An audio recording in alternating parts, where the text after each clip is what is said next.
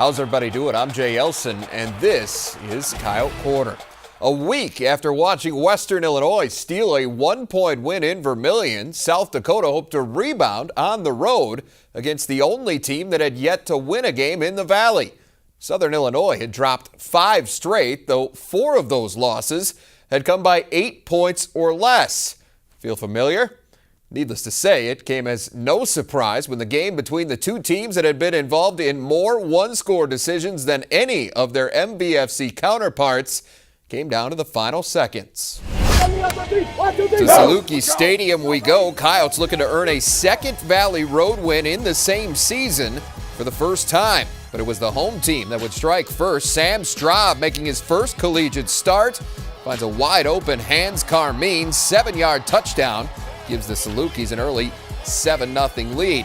It stayed that way into the second. Chris Strevler takes a shot downfield. How about the adjustment by Alonje Brooks? Great catch and run, 57 yards, and it's 7-7.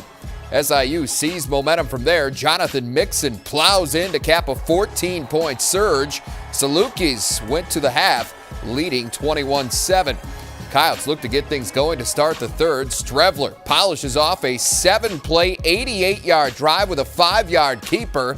He ran for 113 yards on 19 carries. Salukis answer on their ensuing possession. Israel Lamprakis wins the jump ball in the end zone. Straub threw for 339 yards and 2 scores. He also ran one in. SIU built a 35-14 fourth quarter lead, but there was no quit in the Coyotes. Michael Frederick gives them a spark right here. 34 yards on 4th and 1 to cut the deficit to 14. South Dakota keeps the rally alive on its next drive. Another beautiful grab by Brooks. He finished with 6 catches for 110 yards, and it's a 7-point game. The Oats would get one last chance to complete the comeback. Strevler's pass to Randy Baker falls incomplete on what looked to be the final play of the game, but hold on. Officials shut down the celebration, put 1 second back on the clock, so USD gets another shot from the SIU 4-yard line, but Strevler unable to connect with Tristan Ducker, and South Dakota comes up 4 yards and 7 points short. 35-28 the final. Strevler turns in another big day in defeat. In addition to his 5th 100-yard rushing effort of the season, he completed 22 of 38 passes for 219 yards and 2 scores, though he also tossed 2 interceptions. South Dakota falls to 4-5 overall now and 3-3 in the Valley.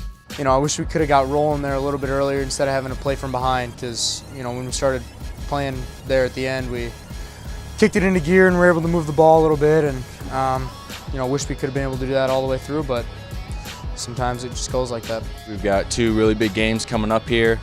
You know, if you can't, you know, get yourself motivated and ready to play against State or NDSU, you know, you're probably in the wrong sport. A slow start proved to be too much to overcome on Saturday, but how did the head coach feel about the finish? We'll talk about that and more when we head south for our weekly sit-down with Bob Nielsen next. Coyote Corner on Midco Sports Network is presented by Sanford Orthopedics and Sports Medicine, Dakota Land Honda, and your Core Trust Bank. Another week, another one-score game, unfortunately, for the second consecutive week. South Dakota does come out on the short end of that. And here now to give us his take on that trip to Southern Illinois is South Dakota head coach Bob Nielsen. And Bob, a good start always helps set the tone, especially when you're on the road. Unfortunately, that did not happen on Saturday. Each of your first 2 possessions end with interceptions. Yeah, you know, Chris had done a really good job last week taking care of the football, and we were moving the football in both of those drives, and in both cases, you know, made a poor decision on where to go with the ball, and as a result, those drives ended up in interceptions. Defense, though, does the job. They keep the Salukis off of the board after each of those picks, but the offense, unfortunately, did stay pretty sluggish for the rest of the first half. Outside of that long touchdown pass to Alonje Brooks early in the second quarter, they just weren't able to get much going. So what kind of problems were you running into there? Well, we didn't execute very well on 3rd down. It was a problem for us all day, and when you don't execute on 3rd down, it wasn't that we were necessarily off schedule a lot, but we couldn't keep drives alive. And Well, that's something that we've got to do better. It's been a problem for us going back from the second half of the Western Illinois game.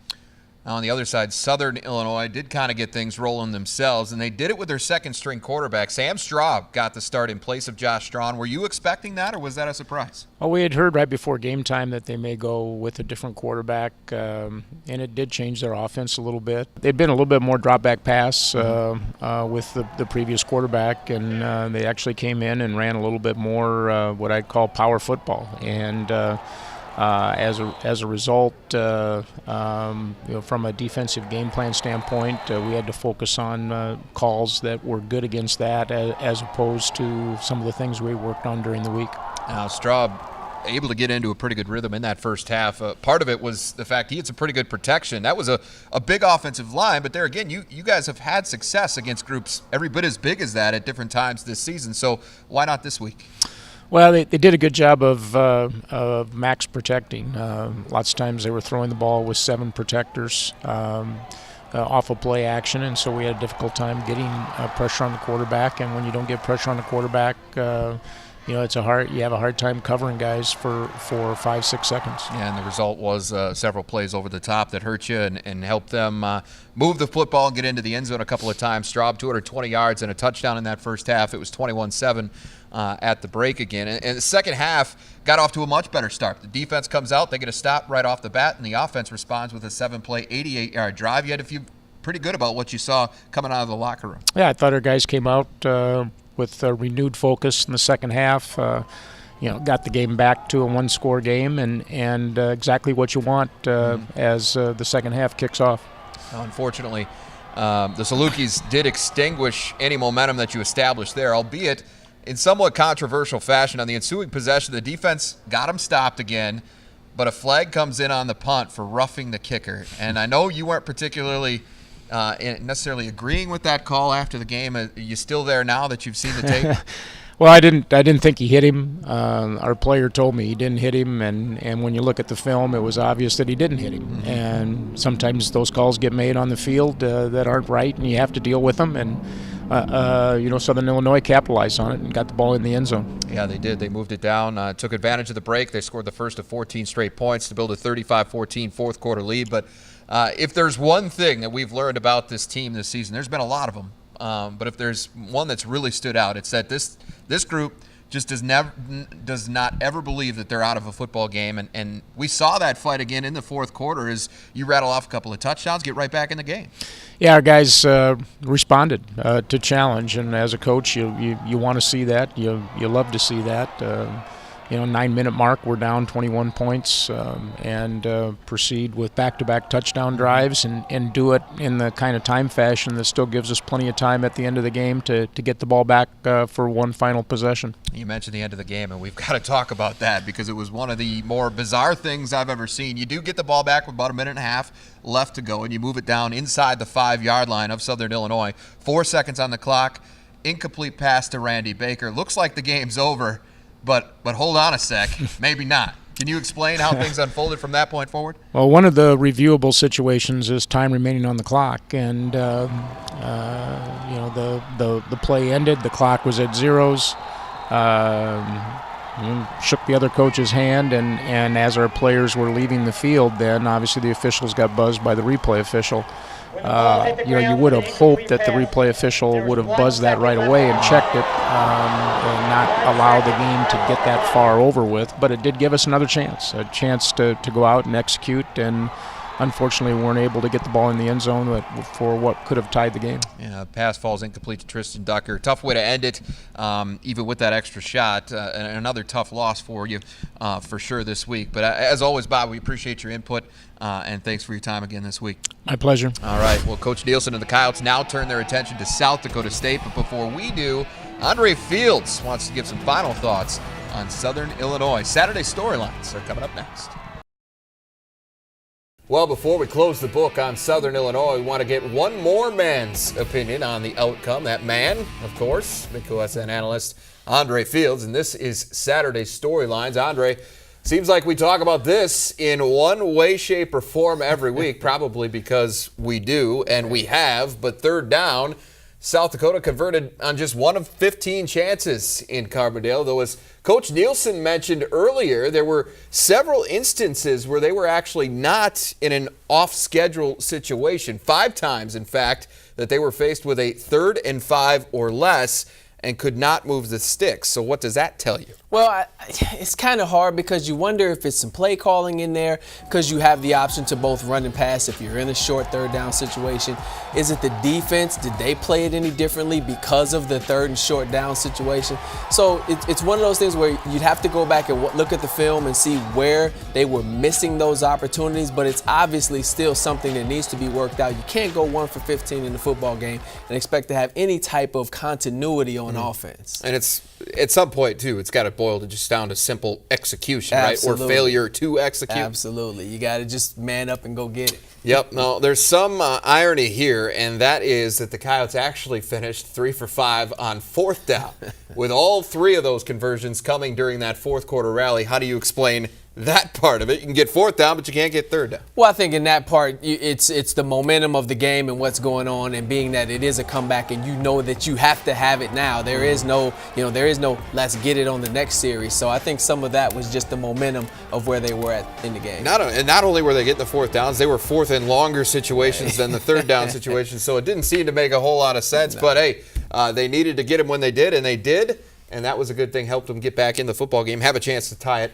late. All right, well, another thing you and I talked about following the game was the lack of pressure the Coyotes were able to put on that Southern Illinois quarterback, and this was actually a carryover issue from the Western Illinois game. The Yotes have been credited with 24 sacks in the season, but just one of them now over the past 2 games. So is this solely a protection thing from the other team's offense, or is there more to it than that? Well, I think it's a little bit more to it. When you jump out and you're second in the Missouri Valley with 23 sacks, a lot of teams take notice, and they're going to change their protection to make sure that you don't have that type of success. So a lot of these guys are stacking inside, keeping in max protection so that they don't get that pressure on their quarterback. And then some of it might just be a little bit of wear and tear on the defense, not being able to get after it in every situation that they need to. And they are starting to get a little dinged up. John Mogg went down with an injury in this game. A couple of linebackers have been dinged up. All of that, I'm sure, plays at least somewhat of a role in all that. But with all that time to work with, Sam Straub picked apart the Coyotes secondary to the tune of 339 yards and 2 touchdowns. We saw what Sean McGuire did in the second half last week for Western Illinois. But it's no surprise that the opponent's success against the guys on the back end has increased as the pressure has decreased up front. Yeah, exactly. That's exactly it. When you give a quarterback time to sit back and throw the football, he's going to find an opening at some point. You only ask your secondary to cover for at least 3 or 4 seconds. When it gets longer than that, it's really, really tough. And it was longer than that for a good part of the game. Well, from an individual standpoint, I think it's time we've got to show a little love to Jett Moreland, the Coyotes middle linebacker, credited with 16 tackles against Southern Illinois. That gives him 85 for the season, 25 more than anybody else in the team. He's currently ranked 4th in the Valley. And we're talking about a guy here that's undersized for his position. So why has he been able to be so effective? Well, I think he's just a thumper. He's somebody that likes to come up and bring that pressure. Plus, you got to remember, he's an ex-safety playing linebacker, so that's a speed factor that comes in that little bit of athleticism, maybe as a former DB myself. But Jett just likes to find the ball and get after it, and I think that tenacity is what has him playing so well. Finally, Chris Strebler overcame those 2 early turnovers to put together a pretty decent day. Accounted for 332 total yards, 3 more touchdowns.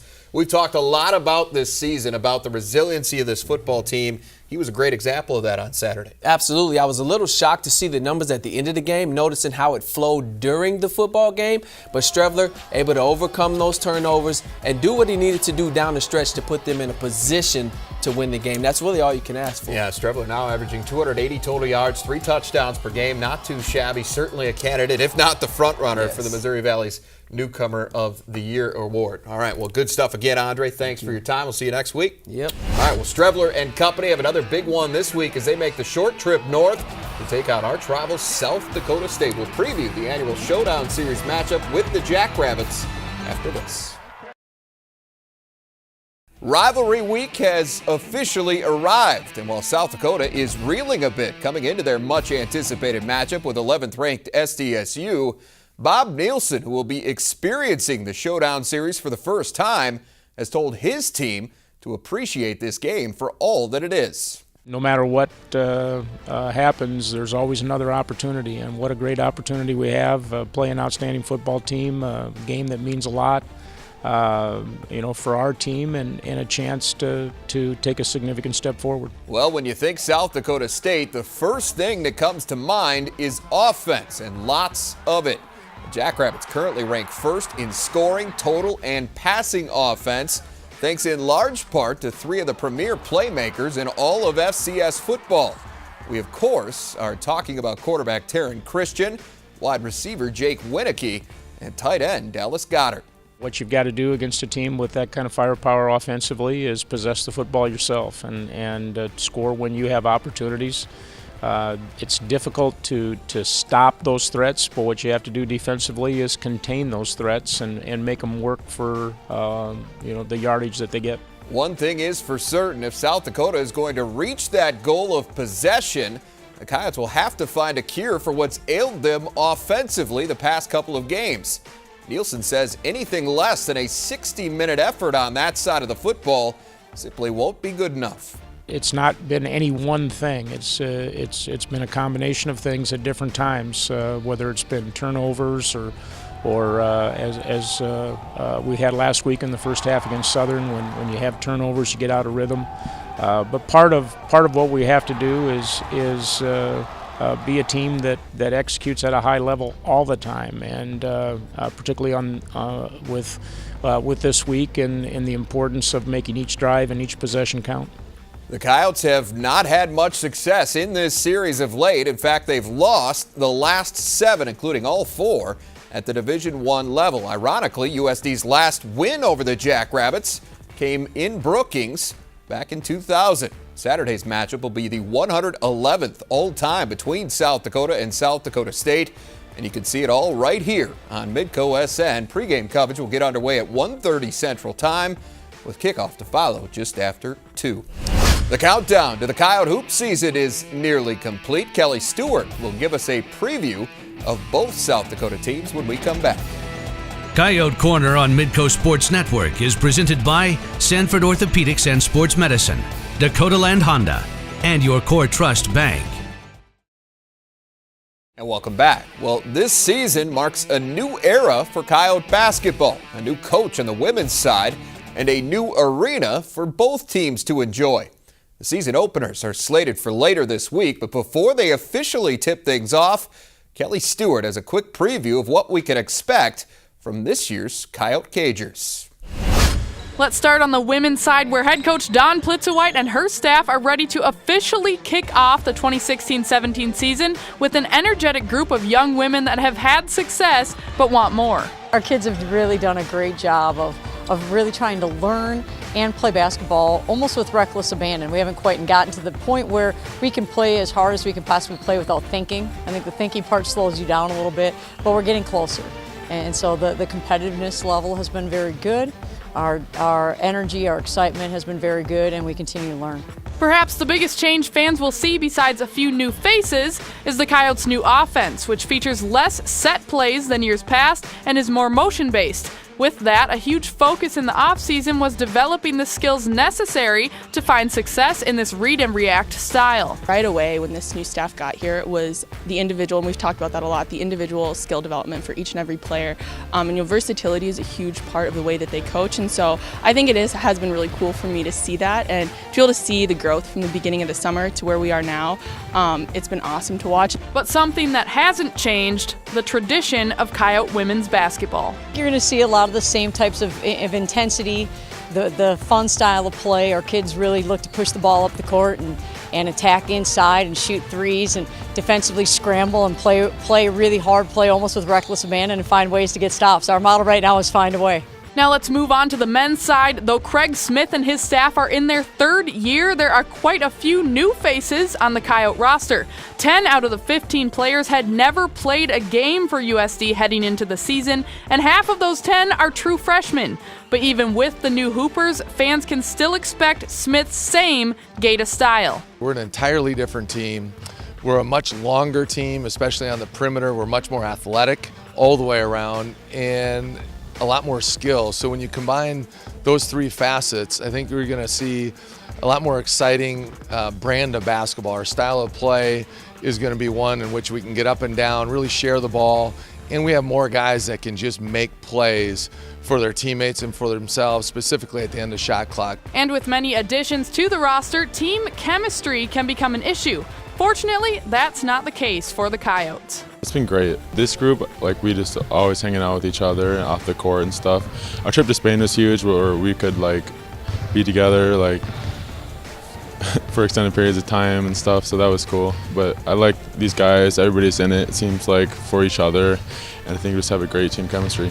X's and O's aside, both teams are extremely excited to start playing games in their new home. The spirit and atmosphere that the SCSC is going to provide, our new home, certainly a brand new era. It's really a fantastic time to be a part of USD Athletics. Both teams open up their seasons this Friday. The women will take on Southern Illinois Edwardsville at the Sanford Pentagon, while the men are on the road at Drake. Jay. All right, thank you, Kelly. Well, following Friday's season openers, both teams will return to Vermillion and the Sanford Coyote Sports Center. The doubleheader will mark the first official basketball games at the Yotes' new home. The women will get things started against Stephen F. Austin at 1, with the men hosting Bowling Green in the nightcap. Tip-off for that one is slated for 3:15. Both of those games will be live here on Midco Sports Network. All right, that is our time for this week. For Kelly Stewart, I am Jay Elson. We'll see you back here next Wednesday night for another episode of Coyote Corner.